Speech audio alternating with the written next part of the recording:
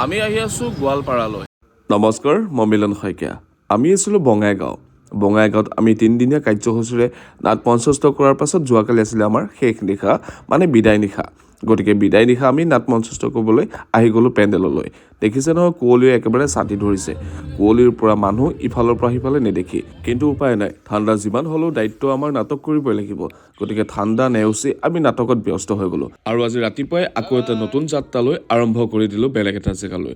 মানে আমি বঙাইগাঁৱৰ পৰা আহিলোঁ গোৱালপাৰালৈ।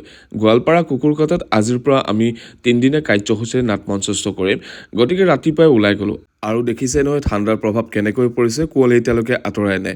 এইবাৰ প্ৰথমবাৰ আজি ইমান কুঁৱলী পালোঁ গোটেই বছৰটোত। আৰু তেনেকৈ গোটেইখিনি গাড়ীত উঠি আমি যাত্ৰা আৰম্ভ কৰি দিলোঁ। আৰু তেনেকৈ আহি আমি পালোহি নৰনাৰায়ণ সেতু।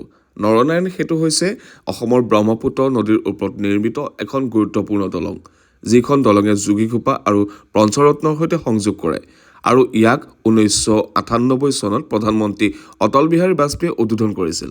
এই নৰনাৰায়ণ সেতু বঙাইগাঁও জিলাৰ যোগীঘোপা আৰু গোৱালপাৰা জিলাৰ পঞ্চৰত্নৰ মাজত অৱস্থিত। আৰু এই দলংখনৰ দৈৰ্ঘ্য হৈছে প্ৰায় 2.3 কিলোমিটাৰ।